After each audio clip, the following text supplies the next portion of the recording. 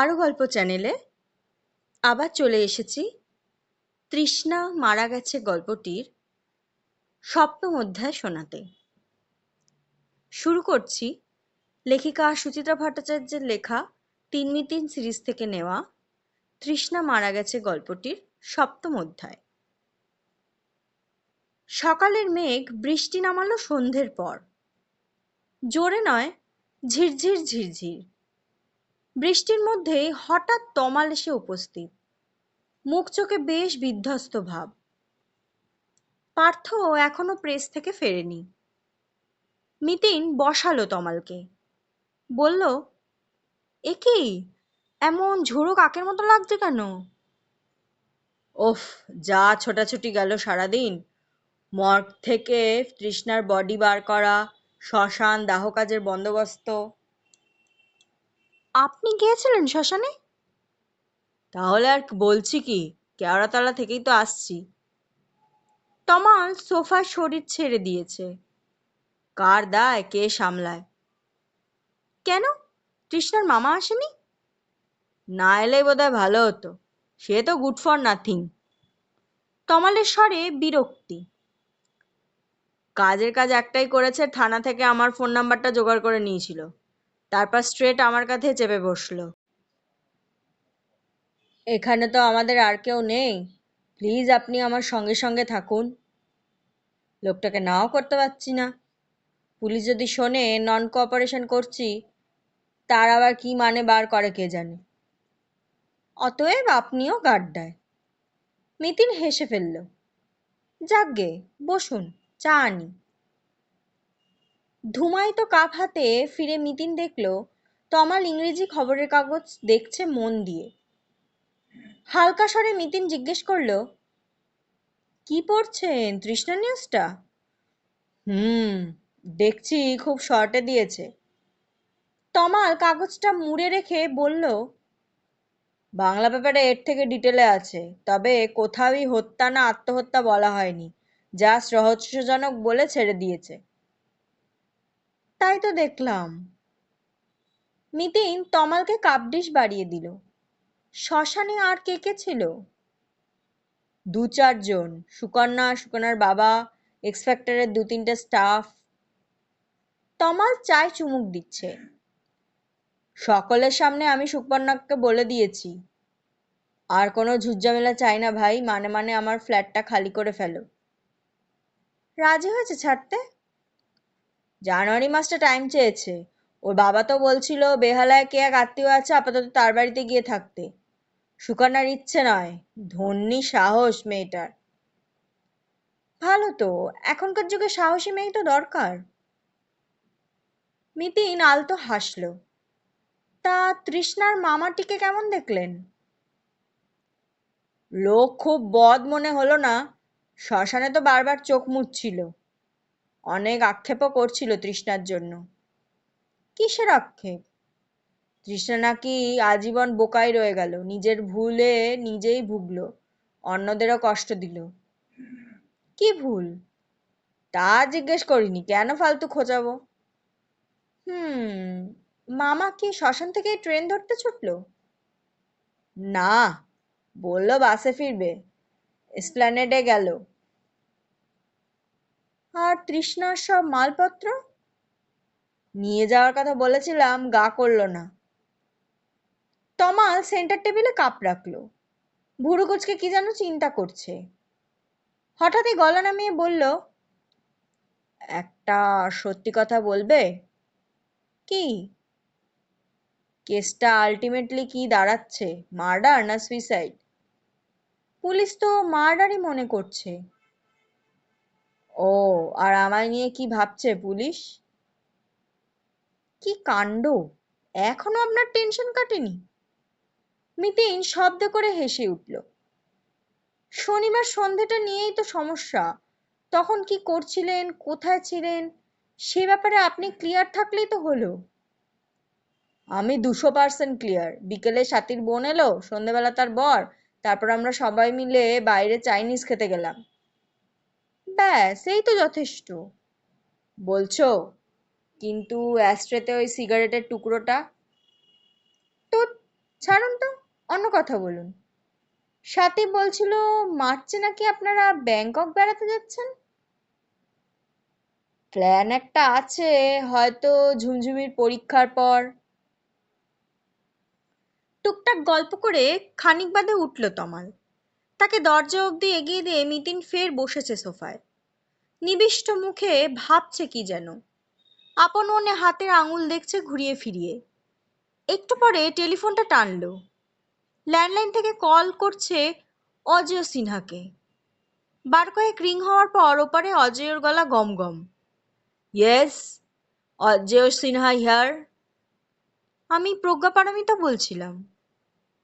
আরে বলুন madam, any news? খবর তো আপনার কাছে। আর এগোলেন? হুম, থেমে আছি, দম নিচ্ছি। প্রশান্ত সেনকে লোকেট করা গেল? ও তো হাতের মুঠে, মোবাইল নাম্বার রয়েছে, এনি টাইম কল পাঠাতে পারি। কিন্তু সে তো কৌশিক রায় নয়, পুলিশের ডাক পেলে যদি সে উড়ে যায়। এটা একটা ভাবার মতো বিষয় বটে। দুষ্কর্মটি যদি সে করেই থাকে, গা ঢাকা দেওয়ার সম্ভাবনাটাই বেশি। অজয়ও একটুক্ষণ নীরব। ফের স্বর ফুটেছে। তাহলে কি করি বলুন তো? থ্রু মোবাইল কোম্পানি ঠিকানাটা ট্রেস করব? সেটাও মিসলিডিং হতে পারে, কিন্তু মোবাইলটা পুরনো হলে অ্যাড্রেস মেবি ডিফারেন্ট। তাছাড়া সঠিক ঠিকানা পেলেও তাকে সেখানে পাওয়া যাবে কিনা তার নিশ্চয়তা কি? বরং একটা কাজ করলে হয় না, নাম্বারটা আমায় দিন, আমি অন্যভাবে যোগাযোগ করে নিচ্ছি, তৃষ্ণার বন্ধু টন্ধু হিসেবে।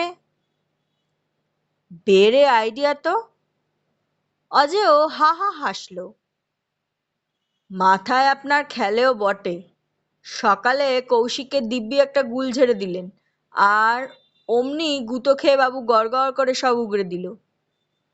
কোনটা গুল? সুশীলকে দেখাটা? অফকোর্স, আমি জানি সুশীলের ঘর কাল বন্ধ ছিল। কিন্তু কৌশিকের আশাটা তো মিথ্যে নয়। ওটা তো আমি 7:15 থেকে 7:20 মধ্যে 3টে মিসড কল দেখে আজ করে ফেলেছিলাম।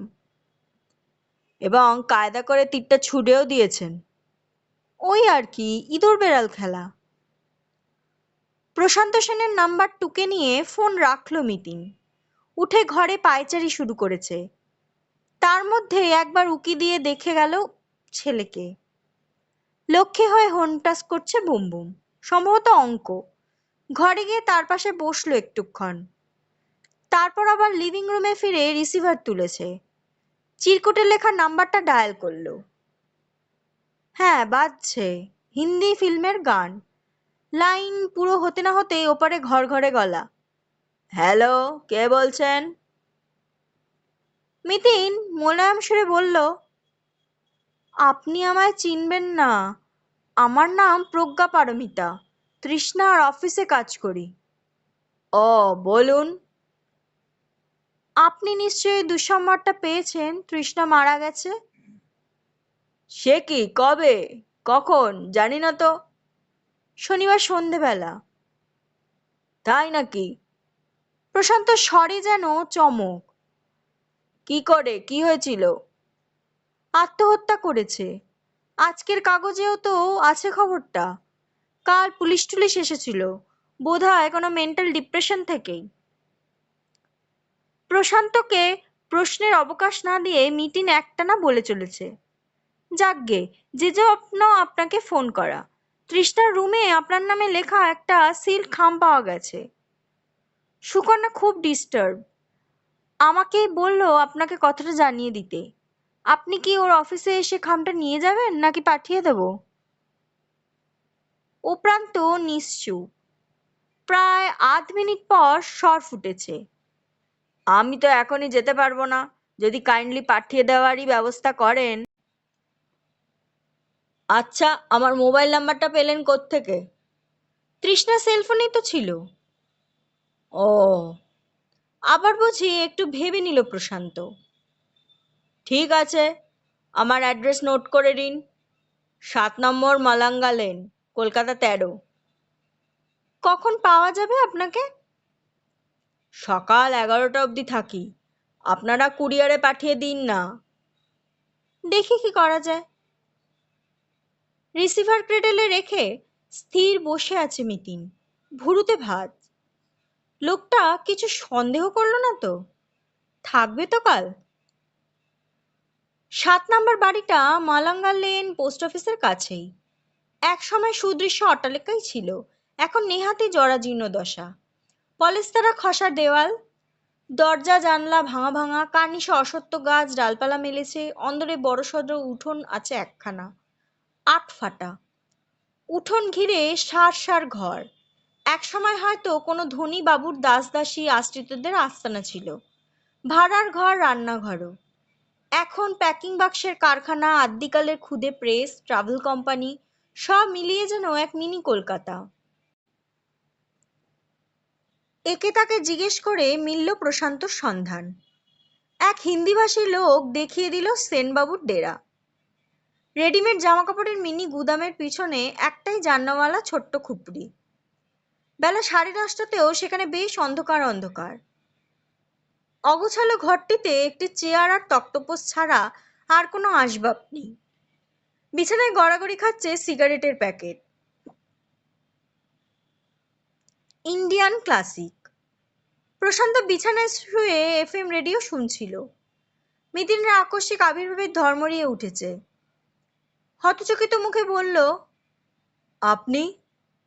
কাল ফোন করেছিলাম। মিতিনের গলা সহজ। ওই যে খামটা দেওয়ার ছিল। ও হ্যাঁ, আপনি প্রজ্ঞা পারমিতা।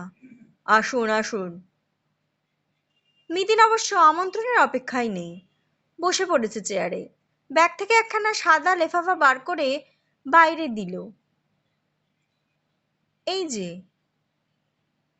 খামের ওপরে লেখা নামটা পড়ে পাশে রেখে দিল প্রশান্ত। বলল, থ্যাংক ইউ, তবে এত কষ্ট করার প্রয়োজন ছিল না। আমি তো বলেছিলাম কুরিয়ারে। সব কাজ কি কুরিয়ারে হওয়া ভালো? মিতিনের চোখ সরু। আপনি খুললেন না খামটা? পরে দেখে নেব। সে কি কথা? তৃষ্ণা পৃথিবী ছাড়ার আগে আপনাকে কিছু লিখে রেখে গেছে, জানতে ইচ্ছে করছে না? Very strange.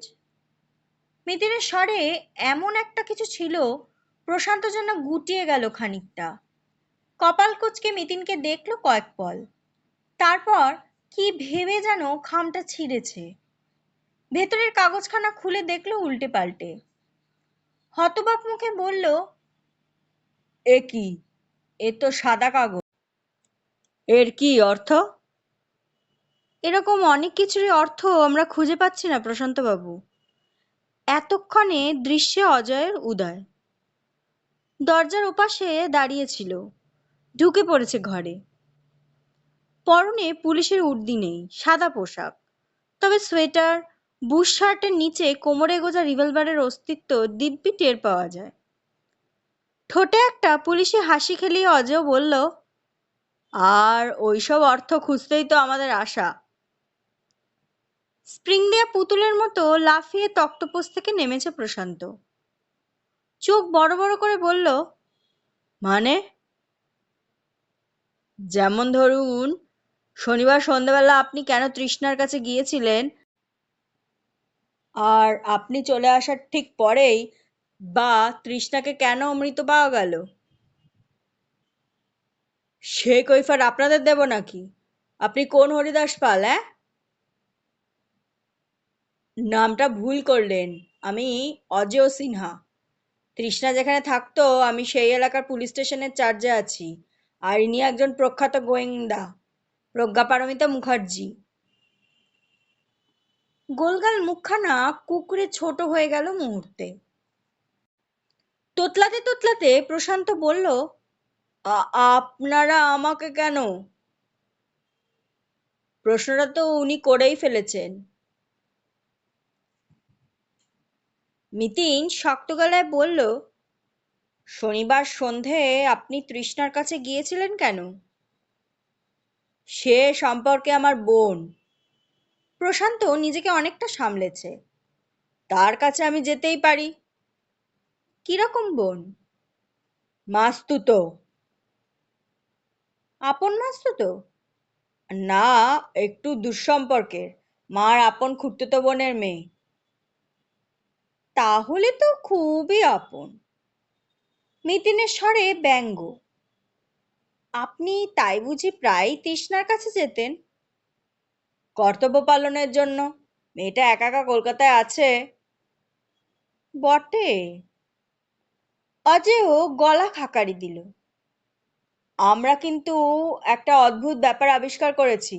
আপনি যখনই তৃষ্ণার দেখভাল করতে যেতেন, তার ঠিক আগেই তৃষ্ণার ব্যাংক অ্যাকাউন্ট থেকে মোটা টাকা খসে যেত। কখনো 10,000, কখনো 15, কখনো 20। প্রশান্ত হাত উল্টে বলল, তার আমি কি জানি? জানতে তো হবেই।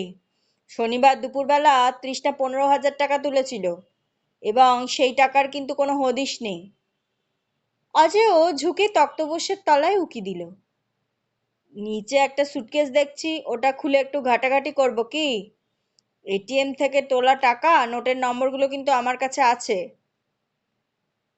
জোকের মুখে নুন পড়ল যেন। ঢোক গিলে প্রশান্ত বলল, হ্যাঁ, টাকাটা তৃষ্ণা সেদিন আমায় দিয়েছিল। এই তো পথে আসছেন। মিতিন মুচকি হাসল। এবার নেয়ার কারণটা বলে ফেলুন। আমি ফিনান্সিয়াল সার্ভিসের সঙ্গে যুক্ত। প্রশান্ত গলা ওঠালো। মানে মিউচুয়াল ফান্ড, শেয়ার টেয়ার কেনাবেচা করি। তৃষ্ণা আমার মাধ্যমে মার্কেটে টাকা খাটাতো। তৃষ্ণার ঘরে কিন্তু শেয়ার মিউচুয়াল ফান্ডের কোনো কাগজ পাওয়া যায়নি। হয়তো অন্য কোথাও রেখেছে, ব্যাংকের লকারে টকারে। বেড়ে গপ্প ফাঁদছেন তো। যাকগে, এবার আসল কথায় আসুন। অজেয় কোমরে হাত রাখল। শনিবার কটার সময় গিয়েছিলেন তৃষ্ণার কাছে? 5:15। কোথায় বসে আপনারা দুজন কথা বলছিলেন? ড্রয়িং স্পেসে। বিছানা থেকে ইন্ডিয়ান ক্লাসিকের প্যাকেটটা হাতে তুলে নিয়ে অজেয় ফের প্রশ্ন হানল, সিগারেট টানতে টানতে আড্ডা মারছিলেন তাই তো? দরকারি কথাও হচ্ছিল, টাকাটা কোথায় রাখবো না রাখবো। তারপর কাজ সেরে একসময় বেরিয়ে এলেন। অবশ্যই। তখন বোধহয় 6টা-ফাটা বাজে। পাশের ফ্ল্যাটের মহিলাও তো তখন আমায় দেখেছেন। বেরোনোর সময় তৃষ্ণার সঙ্গে কোনো কথা হচ্ছিল কি? হ্যাঁ, বলছিলাম কি যেন, একটু মনে করার চেষ্টা করুন। প্রশান্ত চুপ একটুক্ষণ, তারপর বলল, হ্যাঁ বলছিলাম, তাহলে ওই কথাই রইলো, আবার দেখা হবে। ওই যাওয়ার আগে যে ধরনের কথাবার্তা চলে আর কি। হুম, আপনি বলেছিলেন, আমার যা বলার বলে দিলাম, এবার তুমি ভেবে দেখো তুমি কি করবে। মনে পড়ছে? হতেও পারে, অত খুঁটিয়ে খুঁটিয়ে প্রতিটি শব্দ মাথায় রাখা সম্ভব নয়। কি ব্যাপারে কথাটা বলছিলেন সেটাও কি স্মরণে নেই? না। বলেই প্রশান্ত জোরে জোরে ঘাড় নাড়ছে। হ্যাঁ, মনে পড়েছে। আমি ওকে বলছিলাম মার্কেট আবার শিগগিরই ফল করবে, তার আগেই যেন দু একটা শেয়ার বিক্রি করে দেয়। ও দোনামনা করছিল সেই প্রসঙ্গেই। অতি ধূর্ত মানুষ আপনি। সুন্দরভাবে পরপর যুক্তি সাজিয়ে ফেলছেন। অজেয় স্বর ঈষৎ চড়েছে। শুনুন, আপনাকে কয়েকটা ইনফরমেশন দিই। একটু আগে বললেন ড্রয়িং রুমে বসে সিগারেট ফুঁকছিলেন, কিন্তু অ্যাস্ট্রেটি পাওয়া গেছে তৃষ্ণার ঘরে। তো আপনি বিদায় নেওয়ার পরে তৃষ্ণাকে আর কেউ জীবিত অবস্থায় দেখেনি। আপনারাই তো বলছেন যে সুইসাইড করেছে। তা আত্মহত্যার আগে অ্যাস্ট্রেটি সে ঘরে নিয়ে গেল কেন? মরার আগে পোড়া সিগারেটের গন্ধ শুঁকতে? আমি কি করে জানবো? তৃষ্ণার সঙ্গে কথা সেরে তো বেরিয়ে গেছি। তারপর আমি আর ওই ফ্ল্যাটের ধার কাছ মারাইনি। ওখান থেকে সেদিন সোজা অলিম্পিয়া বারে গিয়েছিলাম। সঙ্গে একজন বন্ধুও ছিল। অলিম্পিয়ার বিলও আমার পকেটে আছে। 10টার আগে ওই বার ছেড়ে আমি বেরোইনি। ইচ্ছে করলে ওখানে খোঁজ নিয়ে দেখতে পারেন। অ্যালিবাই যে তৈরি রেখেছেন এই সম্পর্কে আমার কোনো সন্দেহ নেই। অজেয় মাথা দোলালো। কিন্তু খুনটা তো আপনিই করেছেন ভাই। এ কি হাস্যকর অভিযোগ! প্রশান্ত এবার যথেষ্ট বিচলিত। আমি যখন তৃষ্ণার ফ্ল্যাট থেকে বেরোলাম তখনও তো সে অ্যালাইভ। দরজায় দাঁড়িয়ে তৃষ্ণার সঙ্গে এসে লাস্ট কথা বলছিলাম, তার সাক্ষীও আছে। ওটাই তো হোক্স প্রশান্ত বাবু, কিংবা বলা যায় আপনার সেরা চাল। আশ্চর্য! আমি মিথ্যে বলছি না, পাশের ফ্ল্যাটের মহিলা দেখেছে, তার ছেলেও দেখেছিল। তবে শুধু তারা আপনাকেই দেখেছে প্রশান্ত বাবু, আপনারই ডায়লগ শুনতে পেয়েছে, তৃষ্ণার নয়। অজয় এবার বোম ফাটালো, কারণ তৃষ্ণা তখন দরজার ওপারে ছিলই না। মানে?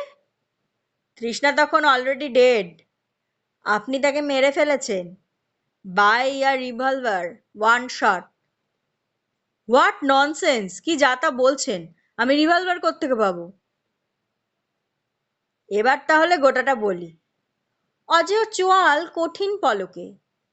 যা বলছি মন দিয়ে শুনুন। তৃষ্ণা বহরমপুরে থাকার সময় এমন একটা কিছু করেছিল যা প্রকাশ্যে জানাজানি হওয়া খুব লজ্জার, এবং যার জন্য সম্ভবত বহরমপুরের সঙ্গে তৃষ্ণার সমস্ত সম্পর্ক ছিঁড়ে যায়। আর সেই খবরটা নিয়েই আপনি ব্যবসা শুরু করেন। I mean blackmailing. কৌশিককে জানিয়ে দেওয়ার ভয় দেখিয়ে। Am I right? বাজে কথা, একদম বাজে কথা। বাজে কি ঠিক সে তো প্রমাণ হয়ে যাবেই। অজেয় দাঁতে দাঁত ঘষল। তৃষ্ণাও ভয় আপনাকে টাকা দিয়ে যেত। তবে সব কিছুরই তো একটা সীমা থাকে, সহ্যেরও সীমা আছে। সেই লিমিট পেরিয়ে গেলে ভীতু প্রাণীরাও ফোঁস করে ওঠে। তৃষ্ণারও হয়েছিল সেই দশা। শনিবার সন্ধ্যাবেলা আপনি শুধু ওই 15,000 টাকা নিয়েই ক্ষান্ত হননি, আরো কিছু টাকার দাবি করেন। রাগে ক্ষোভে তৃষ্ণা অন্ধ হয়ে যায়। অগ্রপশ্চাৎ বিবেচনা না করেই সে বন্ধুর ঘর থেকে রিভলভার এনে আপনাকে গুলি করতে যায়। তখন আপনি রিভলভারটা কেড়ে নিয়ে আপনার ব্ল্যাকমেলিং ধরা পড়ে যাচ্ছে এই আশঙ্কায় তৎক্ষণাৎ মেয়েটাকে মেরে ফেলেন। তারপর সযত্নে রিভলভার, অ্যাশট্রে ইত্যাদি ইত্যাদি জায়গা থেকে আপনার হাতের ছাপ মুছে মারণাস্ত্রটি মেয়েটার হাতে গুজে দিয়ে নিঃশব্দে বেরিয়ে আসার চেষ্টা করেন। সেই সময় পাশের ফ্ল্যাটের মহিলাটির মুখোমুখি পড়ে গিয়ে মোক্ষম চালটি চাললেন আপনি, যেন তৃষ্ণা ওপারে আছে আর আপনি তার সাথে কথা বলছেন।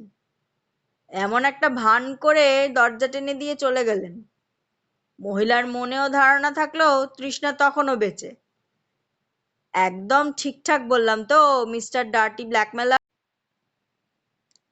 আমি মোটেই তৃষ্ণাকে মারিনি। আমাকে ফাঁসানো হচ্ছে। আমাকে। এক পা করে দেওয়ালের দিকে পিছোচ্ছে প্রশান্ত। দুদিকে মাথা নাড়ছে ঘন ঘন। অজেয় কোমর থেকে রিভলভারটা বার করে তার সামনে ধরল।